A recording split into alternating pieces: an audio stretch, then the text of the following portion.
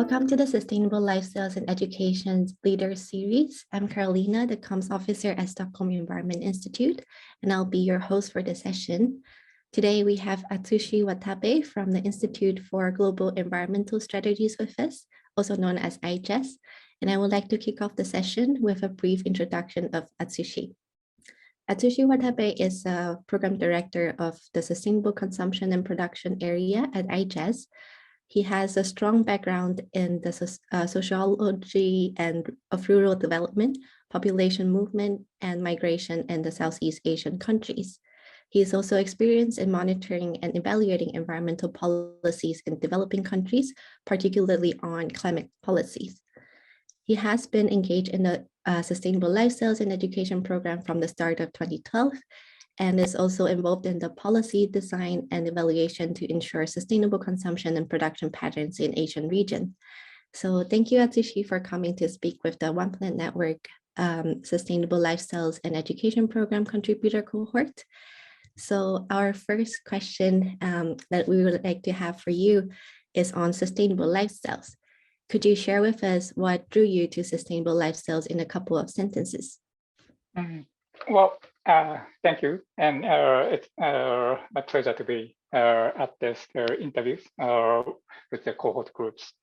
Well, as Carolina mentioned, I have studying different field instead of sustainability or sustainable lifestyles, particularly when I was in the graduate school.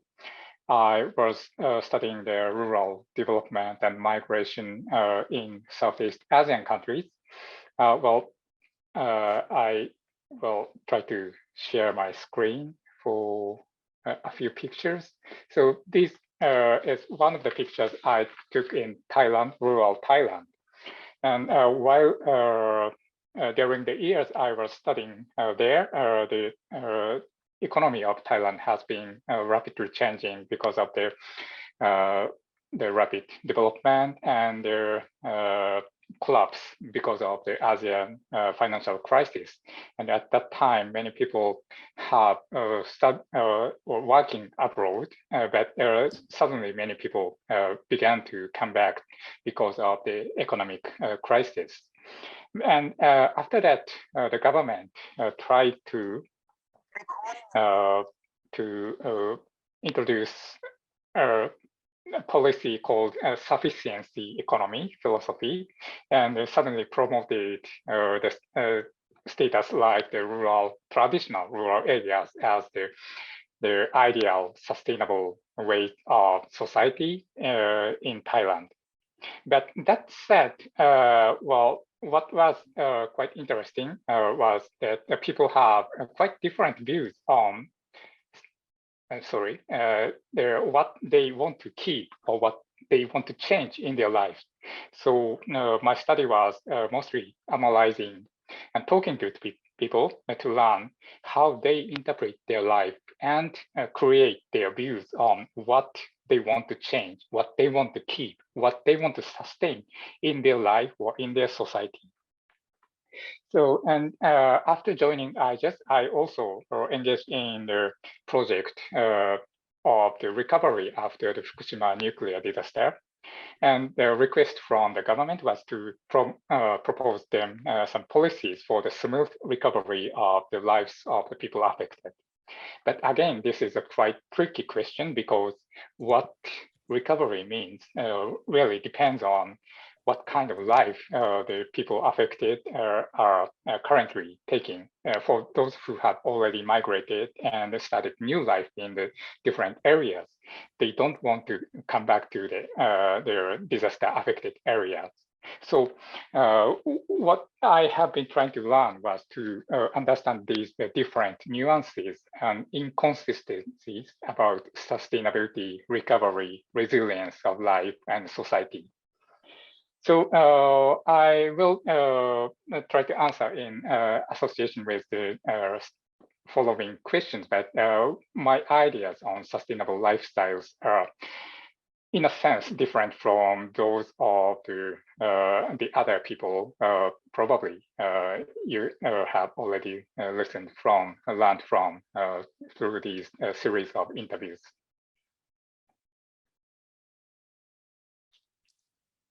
Yes, thank you. Thank you for sharing these stories with us. And yes, for the second question, we would like to focus on you.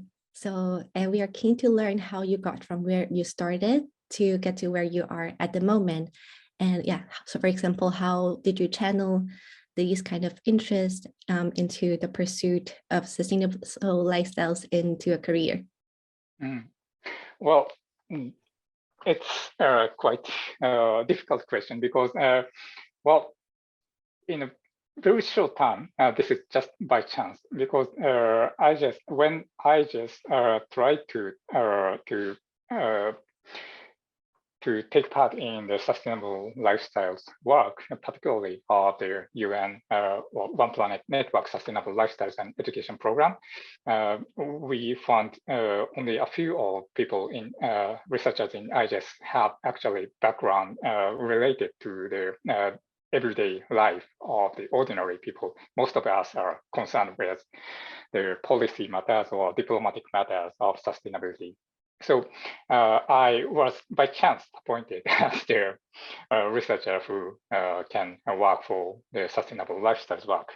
But that said, I have been enjoying this quite a lot because through the sustainable lifestyles work, I had many chances to talk to the people in different countries, including the rural areas or cities and so on, both in Japan and other countries, developed countries and developing countries as well, and learn from them about what kind of daily concerns they have for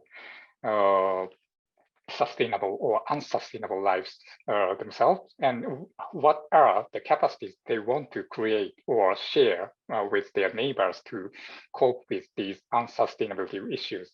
And all of these learnings have helped us to consider and drive the sustainable lifestyles and education program in their 5-6 years since its launch of the program. So,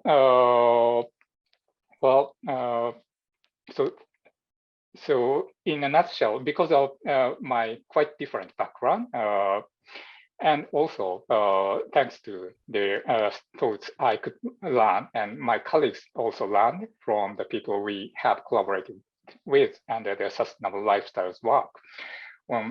I believe we have enriched our thoughts on sustainable lifestyles, which is not just the matter of the carbon footprint or resource footprint, but more of the dynamic building of capacities and ideas among the people living daily life about how they want to change their society, how they want to change their life, and also how they want to keep their life or maintain their society for the sake of themselves and their kids or their grandkids.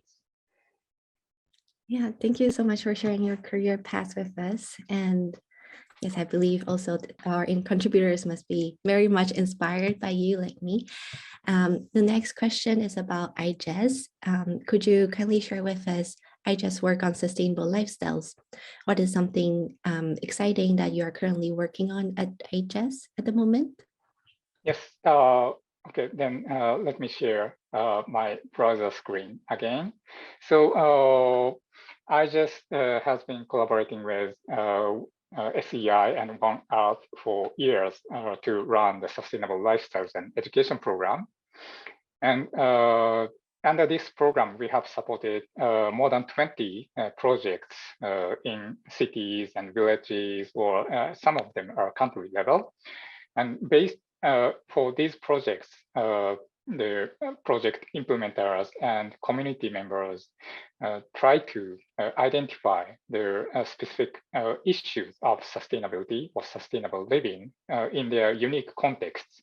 Some of them concern the energy issues, some of them are more food-related issues, some of them are more education focused. But anyway, based on these ideas. We have worked with the cities, communities, non-governmental organizations, or sometimes government institutes to conduct many activities to, in short, to create the context where people can identify the opportunities for changing their living contexts so that they can improve their living, they can have more resilient life with fewer carbon footprint and resource footprint. So this is one of the project led by Kenneth Ochoa, who I believe you also have the chance to talk to him. And he and his team of university worked with many youth in Colombian cities, where the young members of the people conducted a study to identify the issues of food, transportation, energy, waste, and many urban living issues, and then proposed solutions together with these students and citizens, and carried out physical as well as online campaigns to shape sustainable lifestyle to the urban residents of Colombia. And another project is the one in Armenia. In this project, a few universities in the capital region have collaborated with the rural villages to renovate their irrigation systems with solar energy so that the students and farmers can co-create their sustainable low-carbon food supply chains and also support the living conditions of the rural farmers.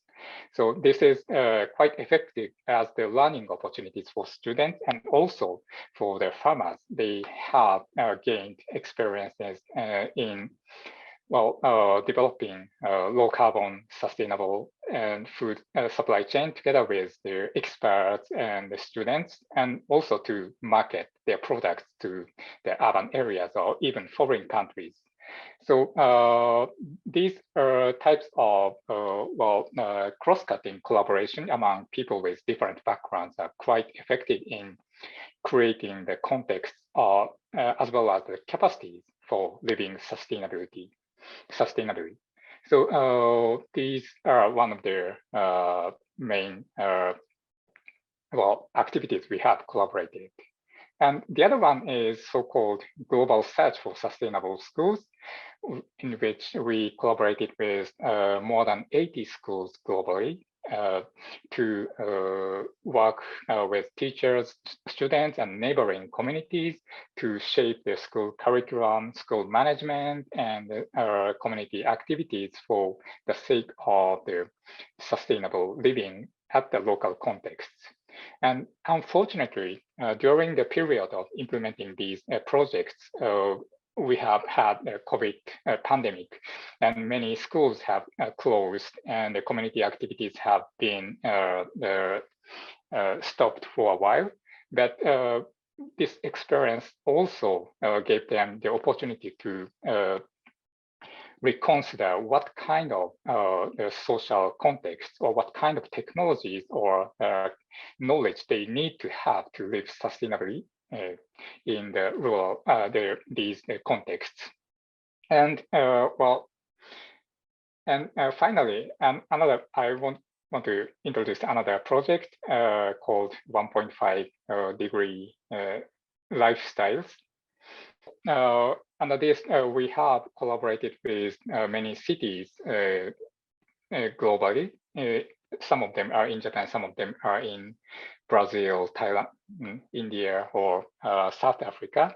Anyway, we worked with the cities and researchers, practitioners in these countries so that we can identify the current carbon footprint of the average citizens living in these countries. And this is one example from Japan. And then set a target of reducing this carbon footprint and discussed with the local people what kind of actions they can take to reduce their carbon footprint. this is just one example from Japan by way of, for example, commuting by train instead of a private vehicle or commuting by bicycle. They can reduce some of the carbon footprint.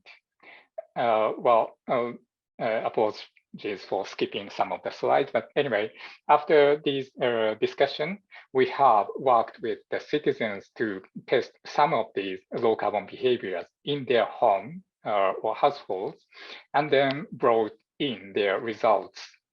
But what is interesting to us through these discussion and experiments was, so for example, this is one case from a city in Japan about the low carbon behavior in moving. And the darker blue color means that many people have actually tried some of these low carbon options, like using lighter vehicles or reducing their travel mileages to reduce carbon footprint.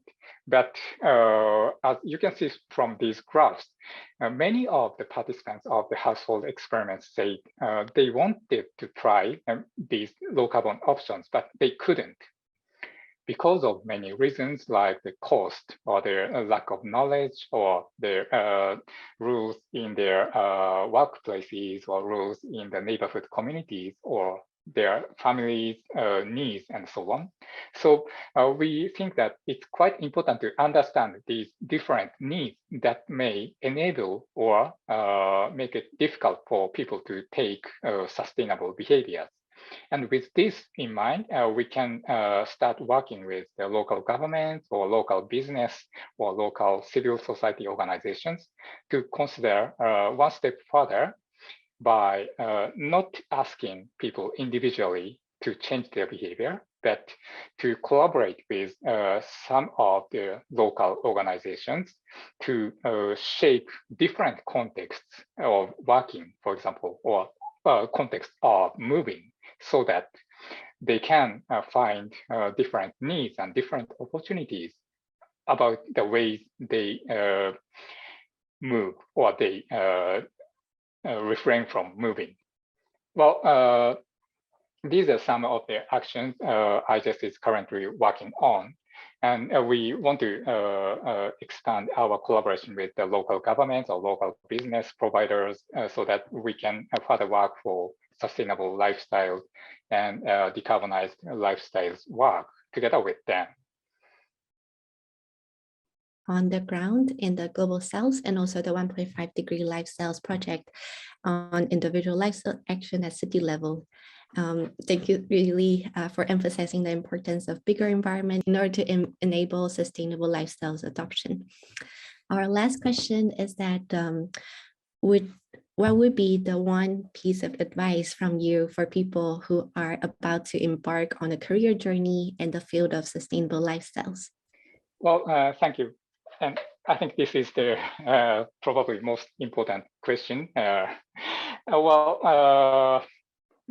Based on my background and based on my experience in working for sustainable lifestyles work in IGES as well, I have one or probably 2 points which I always keep in mind whenever I speak up or whenever I write about sustainable lifestyles.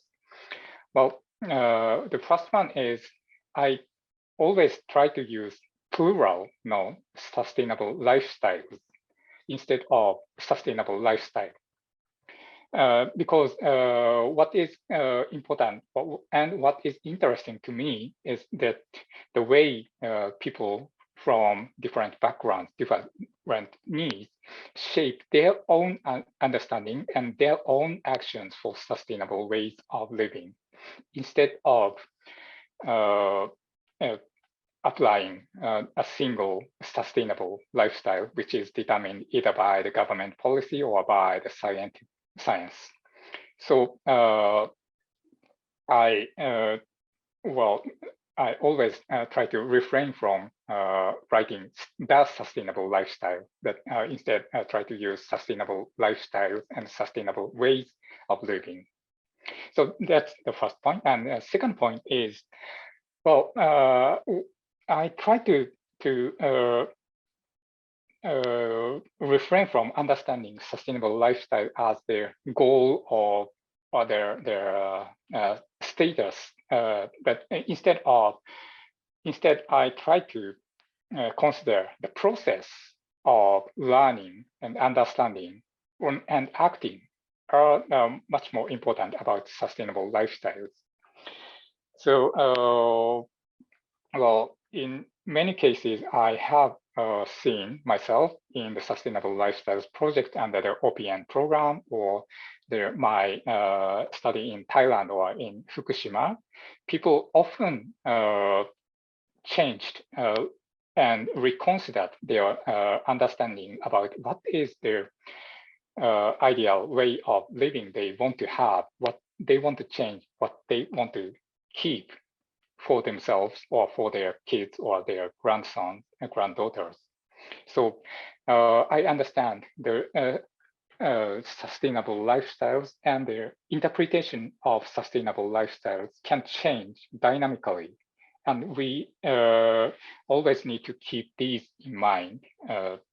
So these are my understanding and what I keep in mind myself. But I don't want the cohort members to follow what I said now, because just as my personal background and experience brought me to think about these 2 points about sustainable lifestyle, I believe the cohort members have unique backgrounds and experience, either in their universities or in their organizations or in their personal living. And all of these personal experience and studies will help you bring in new ideas about sustainable lifestyles in the discussion or discourse or practices of the policymakers, researchers, practitioners who are working on sustainable lifestyle. So my just one suggestion is please feel free to bring in new ideas based on your personal background. And please don't be afraid of being inconsistent with the ground narratives of sustainable lifestyles spoken by the big names like Tim Jackson or Vanessa Timmer or who else.